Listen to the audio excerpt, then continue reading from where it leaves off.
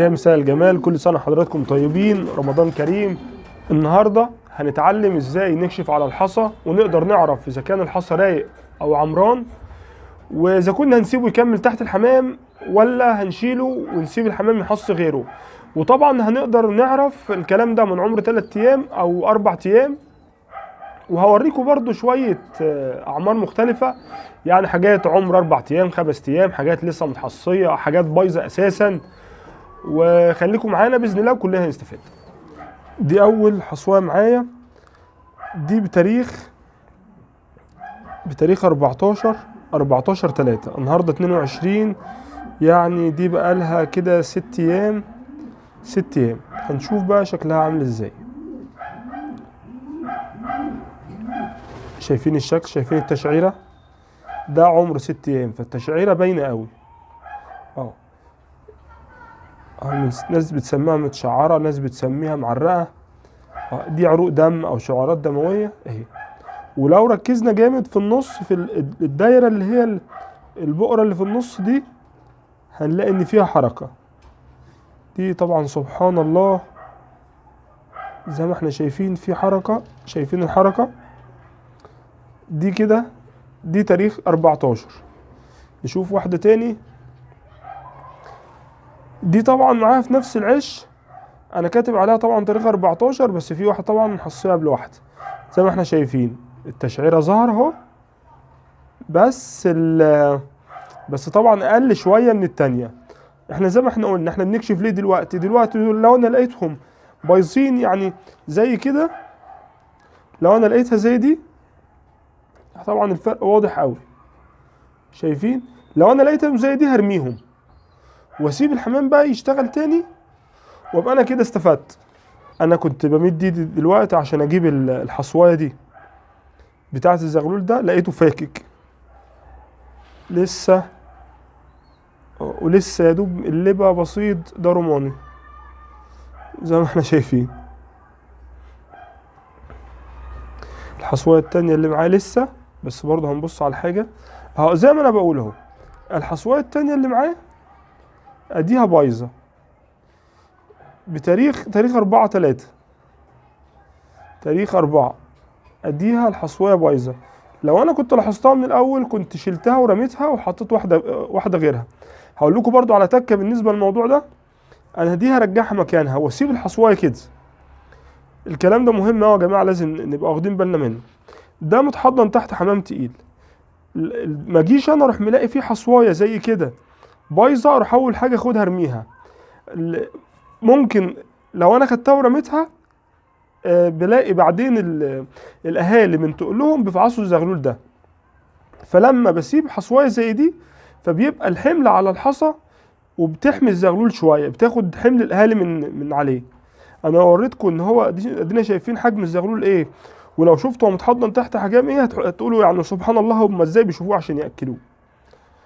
دي حصوايه بتاعه اللي حضر الفيديو معانا بتاع التحضير بتاعه الامريكي، كانت يوم 12/3 يعني دي عمر 8 ايام. نشوف عامله ازاي. زي ما احنا شايفين التشعيره كبرت قوي.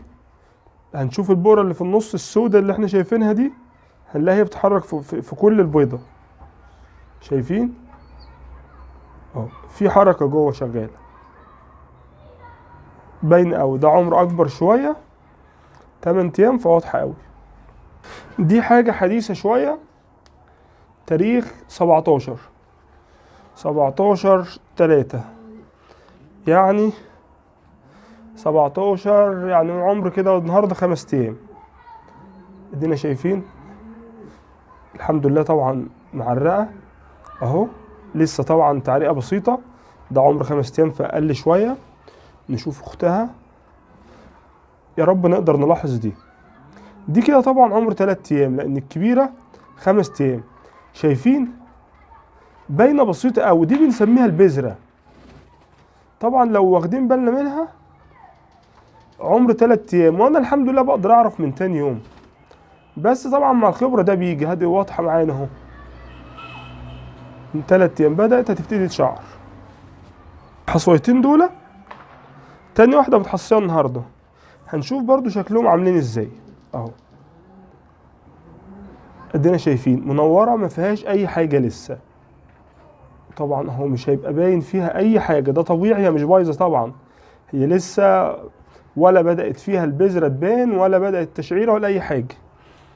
وادي اختها اللي متحصية اهو، انا بعرفها بقى من كده يعني، بس دي مش هتبان في الموبايل. شايفين البذرة دي اللي متحصية اول امبارح، اي نعم ما اتحضنتش، بس مجرد وقوف الاهالي عليهم وهم بيحموا الحصوايه فبتبدا تاخد مرحله التحضيم بتاعها.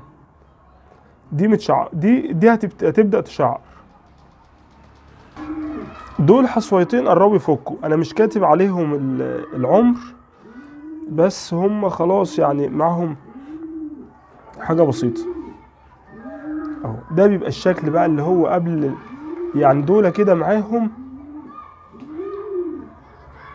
مش عارف هيبقى باين في الصورة ولا لا، بس هو احنا اول حاجة بنلاقيها كلها زي ما احنا شايفين مظلمة. تمام، دي معاها بكرة او بعده بالكتير. هو انت انا لو حطيت دلوقتي ودني عليها هلاقيها بتنقر اهو زي ما احنا شايفين اهو. ده كده هي خلاص الحصوية خلاص.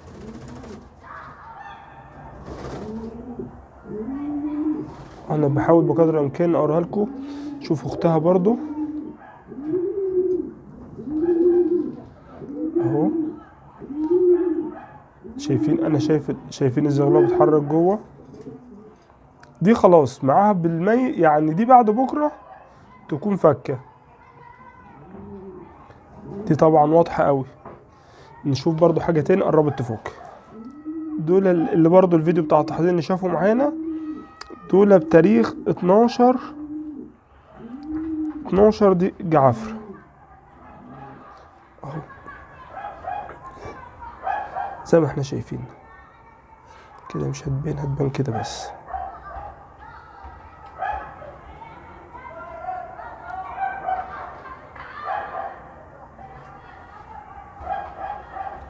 اهو زي ما احنا شايفين. هي خلاص قربت تفك، شايفين الحركة دي قربت خلاص تفك. دي اختها اهي. ده الشكل يا جماعة بيبقى يعتبر الشكل اللي هو خلاص، اللي هي الحاجة معاه يومين 3 بالكتير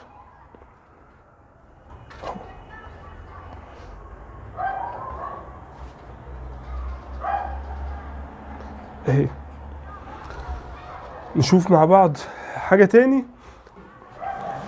دول اللي انا بقول لكم عليهم، انا عايز اشوفهم، انا ما شفتهمش، فمع بعض كده ولو طلعت حاجة فيهم رايقة انا هتفاجئ زيكم بالظبط يعني اهو. الحمد لله مشعرة ومش رايقة اهو.